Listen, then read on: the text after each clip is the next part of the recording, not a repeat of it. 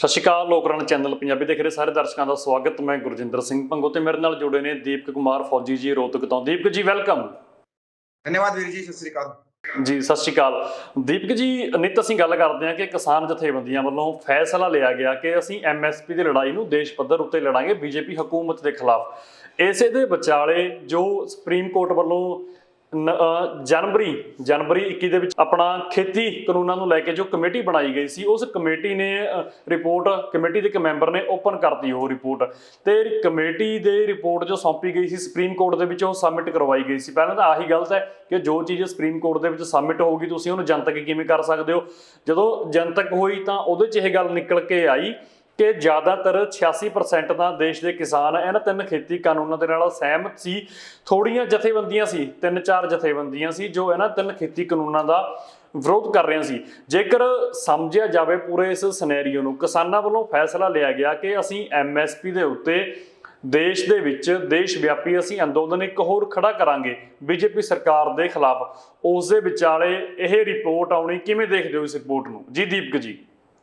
देखिए वीर जी, पहली बात तो जब आंदोलन चला हुआ था उस समय पर भी कुछ जत्थेबंदियां थी जिनको एसकेएम के अंदर जगह नहीं मिली थी, तो उन लोगों ने उल्टा बोलना शुरू किया था कि ये कानून बहुत अच्छे हैं। मेन उसमें 40 जत्थेबंदियां थी एसकेएम के अंदर शामिल, और साथ में जो 40 जत्थेबंदियां, उन जत्थेबंदियों का कोई भी बयान नहीं है। ये बोल रहे हैं 270 जत्थेबंदियों से हमने बात किया, ऐसे तो हजारों जत्थेबंदियां थी आंदोलन के अंदर शामिल, लेकिन मेन उसमें 40 जत्थेबंदियां थी। 40 जत्थेबंदियों से कोई बातचीत नहीं की गई। ऐसे तो विरोध करने वाले क्या बीजेपी की खुद की किसान आईटी सेल है, कांग्रेस की आईटी सेल है, ऐसे तो हर पार्टी की आईटी सेल होती है। उन्हीं को अगर ये किसान जत्थेबंदी मानते हैं तो फिर वो किसानों के साथ क्यों नहीं थी? अगर ये इसी प्रकार से सुप्रीम कोर्ट ने भी बयान लिए हैं तो उन लाखों किसानों के बयान क्यों नहीं लिए? उन लाखों महिलाओं के बयान क्यों नहीं लिए जो रोड के ऊपर बैठे हुए थे, जो आंदोलन कर रहे थे? उनका तो कहीं पर कोई बयान नहीं लिया गया। ना किसी जो जत्थेबंदी उसमें आंदोलन में शामिल थी, उन जत्थेबंदियों में से किसी से भी एक का भी बयान नहीं लिया गया। जो जत्थेबंदियां पहले से सरकार के हाथों में खेल रही थी, सिर्फ उनका बयान लिया गया है और उसी रिपोर्ट को सबमिट कर दिया गया है कि 86% जत्थेबंदियां इन कानूनों के हक में थी।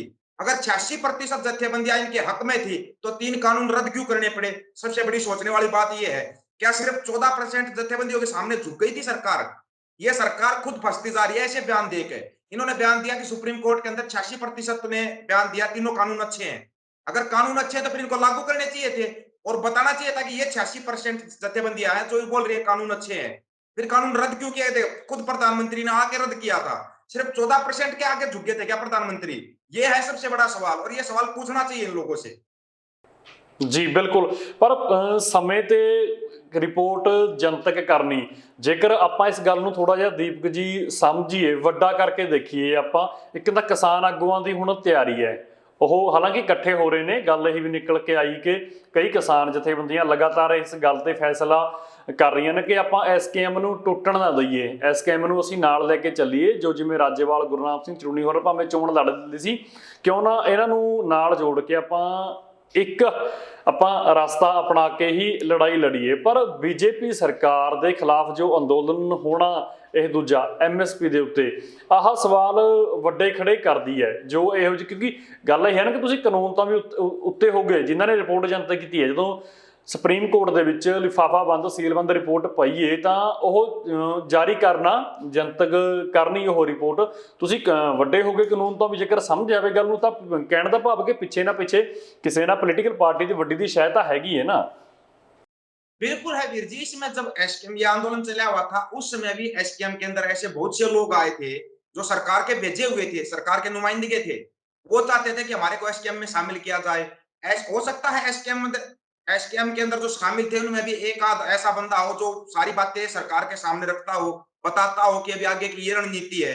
ऐसी चीजें बहुत हुई हैं। फिर इन्हीं चीजों को देखते हुए कि आपस में कोई मनमुटाव ना हो, इसलिए पोस्टपोन किया गया था आंदोलन को। ना कि आंदोलन तोड़ दिया गया था या दोबारा आंदोलन नहीं होगा। ये उसी समय पे बता दिया गया था एसकेएम के द्वारा कि दोबारा आंदोलन होगा और एमएसपी के लिए, और जो किसानों के ऊपर केस दर्ज है, जिन किसानों को जेल में डाला गया उनके लिए आंदोलन होगा। उस आंदोलन को देखते हुए अभी ये जो सरकार ने सुप्रीम कोर्ट के जरिए जो रिपोर्ट सबमिट की है, इस रिपोर्ट में अगर चलो इतना ही वो है तो एक बार इस रिपोर्ट में ये भी बता दो कौन सी 250 जत्थेबंदियों से आपने बात की है? क्या वो जत्थेबंदियां आंदोलन में शामिल थी? क्या वो जत्थेबंदियां किसानों के साथ खड़ी थी? जो लाखों किसान रोड के ऊपर बैठे हुए थे, क्या उनसे एक बार भी ये जत्थेबंदियां मिली हैं? ये बहुत से सवाल हैं जो कि सरकार के ऊपर सवाल खड़े कर रहे हैं, सुप्रीम कोर्ट के ऊपर सवाल खड़े कर रहे हैं। सुप्रीम कोर्ट तब कहा था, तब उस जिस समय पर सुप्रीम कोर्ट के सामने केस गया, सबूत दिखाए गए कि किसानों के ऊपर गाड़ियां चढ़ाई गई हैं। जिन किसानों के ऊपर गाड़ियां चढ़ाई गई वो किसान तो जेल के अंदर है, जिसने गाड़ी चढ़ाई वो बाहर बैठा हुआ है। तो कैसे मान लें कि सुप्रीम कोर्ट निष्पक्ष फैसला करता है? निष्पक्ष फैसला आज के समय पर कहीं पर नहीं हो रहा। और इसका दूसरा तरीका, सिर्फ एक ही तरीका है इसका, कि दोबारा से आंदोलन होगा और फिर सड़कों पे आना पड़ेगा। और फिर इस सरकार से, सुप्रीम कोर्ट से भी सवाल होंगे। अगर सुप्रीम कोर्ट दोबारा ऐसा कोई फैसला करता है, सवाल सुप्रीम कोर्ट के ऊपर भी खड़े होते हैं कि आपने किन जत्थेबंदियों के बारे में सुन के और किन के फैसले को आपने माना है कि वो कानूनों के हक में थी। फिर सुप्रीम कोर्ट की क्या इज्जत बची? जब प्रधानमंत्री खुद कानून वापस ले रहा है, तो फिर सुप्रीम कोर्ट के फैसले का इंतजार क्यों नहीं किया गया था? सबसे बड़ा सवाल तो यहीं पे है ना। सुप्रीम कोर्ट का फैसला नहीं आया और तीनों कानून रद्द कर दिए। अब वो जो पहले बताया था, एसकेएम ने भी बोला था कि ये सरकार बहुत घटिया है, दोबारा 3 कानून से ज्यादा सख्त कानून लेके आएगी।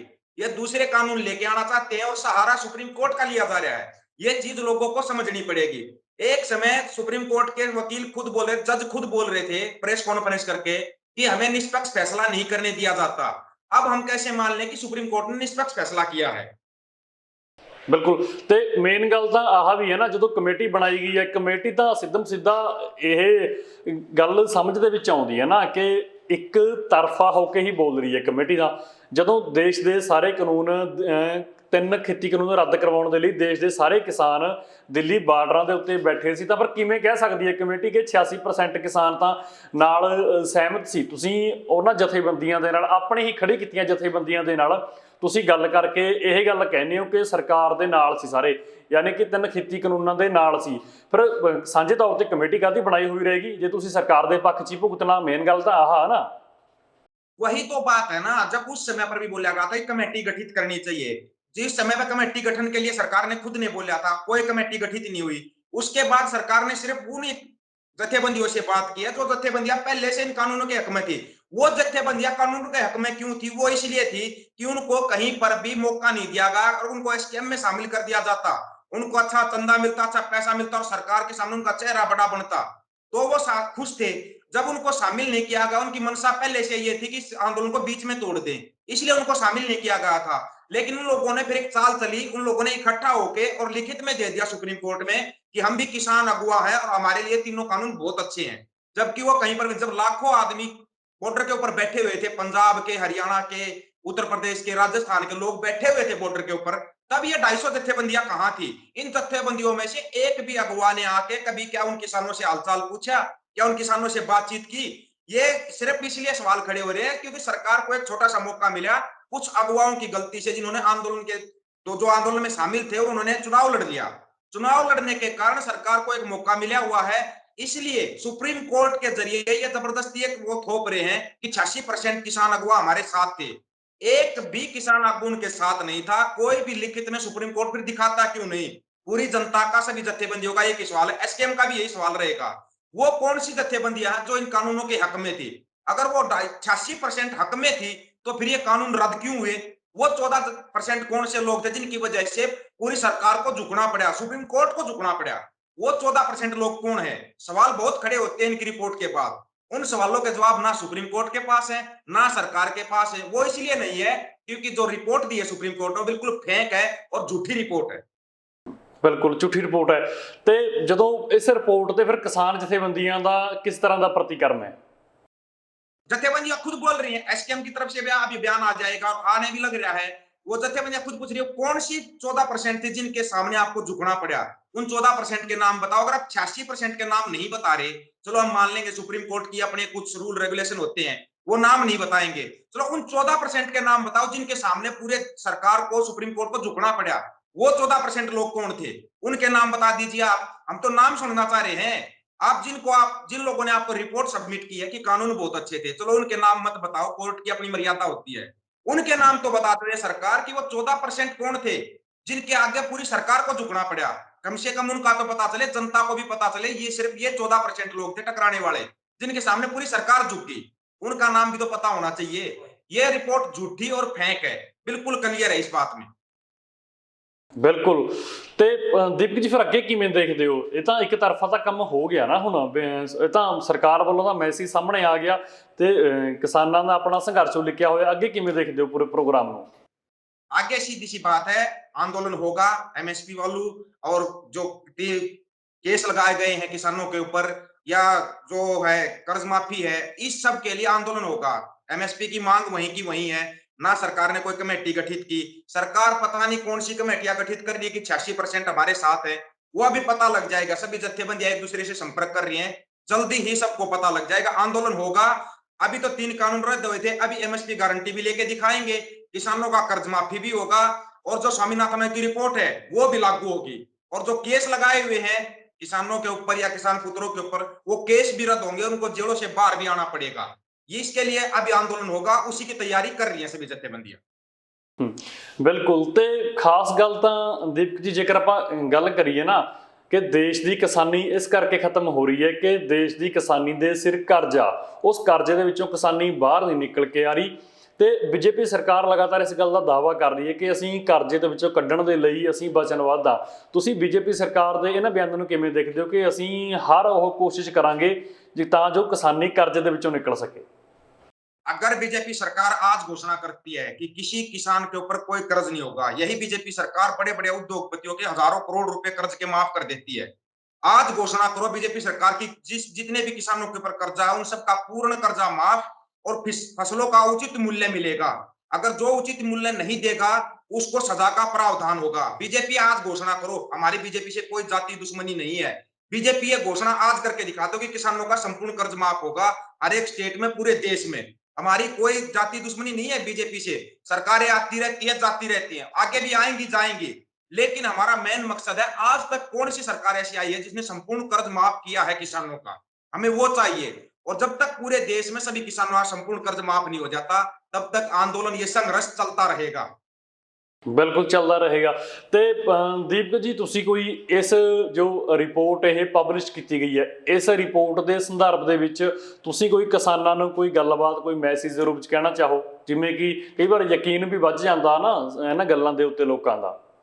एक ही मैसेज है वीर जी, आपके चैनल के माध्यम से बताना चाहूंगा, और ये भी साथ के साथ कहना चाहूंगा, इस वीडियो को जितना हो सके उतना शेयर जरूर कर देना। सभी किसानों को और किसान पुत्रों को एक ही मैसेज है, जो ये रिपोर्ट आई है, ये रिपोर्ट पूरी तरीके से फेक है और झूठी रिपोर्ट है। पहली बार हमें ऐसा लगा कि सुप्रीम कोर्ट को भी झूठ बोलना पड़ रहा है, वो भी पूरे देश के सामने। देश के सामने एक झूठी रिपोर्ट सबमिट की जा रही है। इसमें सुप्रीम कोर्ट के ऊपर बहुत बड़ा सवालिया निशान कई बार पहले भी खड़ा हुआ है, अब बहुत बड़ा सवालिया निशान खड़ा हो गया है। या तो सुप्रीम कोर्ट के जो जजों का पैनल है वो आके प्रेस कॉन्फ्रेंस करके और लोगों के बीच में बताए कि ये 14% इस बिलों के खिलाफ थे, इनके सामने पूरी सरकार झुकी है, या फिर ये बताए ये 86% बिलों के साथ थे, कौन से साथ थे। ये रिपोर्ट झूठी और फेक है, और जितने भी किसान हैं और किसान पुत्र हैं तैयार रहें, अगला आंदोलन होगा। अगला संघर्ष तब तक चलेगा जब तक किसानों का संपूर्ण कर्ज माफ नहीं हो जाता, स्वामीनाथन आयोग की रिपोर्ट लागू नहीं हो जाती, फसलों का उचित मूल्य नहीं मिलता, और फसलों के मूल्य जो उचित मूल्य नहीं देता है, चाहे वो सरकारी हो या गैर सरकारी संस्थाएं हो, उनके ऊपर सजा का प्रावधान जब तक लागू नहीं हो जाता, तब तक अगला संघर्ष लगातार जारी होता रहेगा। मानसिक तौर पे, शारीरिक तौर पे सभी मजबूत रहे, और ऐसी फेक रिपोर्ट और झूठी रिपोर्ट के ऊपर ध्यान ना दे। इतना ही कहना वीर जी। ਹਰਿਆਣਾ ਕੀ ਸੋਚਦਾ ਇਸ ਰਿਪੋर्ट ਦੇ ਉੱਤੇ? ਕਿਉਂਕਿ ਹਰਿਆਣਾ 'ਚ ਵੀ ਗੱਲ ਚੱਲੀ होनी। जो छोटे संगठन है वो सभी आपस में बातचीत कर रहे हैं, वो खुद हैरान है, आपस में एक दूसरे से बात करेंगे, इतनी बड़ी झूठ और एक सुप्रीम कोर्ट के जरिए बोली जा रही है। हैरान है वो सुन के कि वो कौन सी जत्थेबंदियां हैं, जो 86% जत्थेबंदियां हैं, उनका हरियाणा, ना हरियाणा वालों को पता, ना पंजाब वालों को पता, ना ही उत्तर प्रदेश वालों को पता है। खुद आप जाके चेक करिए, जितने भी बड़े जो 40 किसान आगू थे वो ट्विटर पे लिख रहे हैं कि कौन से 86% साथ थे, हमें भी पता चलना चाहिए। जितने भी किसान बड़े आगू थे खुद लिख रहे हैं, जो चुनाव लड़ रहे थे वो भी लिख रहे हैं कि कौन से 86% साथ थे। किसी को नहीं पता 86% कौन साथ थे, फिर ये साथ आए कहां से, इसके बारे में क्लियर होना बहुत जरूरी है। सुप्रीम कोर्ट से भी एक रिक्वेस्ट है, कृपया करके ये बताइए, या तो ये बता दो 14% खिलाफ कौन थे, या ये बता दो 86% साथ कौन थे 3 बिलों के। ਬਿਲਕੁਲ ਜੀ। ਦੀਪਕ ਜੀ ਬਹੁਤ ਬਹੁਤ ਸ਼ੁਕਰੀਆ ਗੱਲਬਾਤ ਲਈ, ਤੁਹਾਡਾ ਧੰਨਵਾਦ ਜੀ।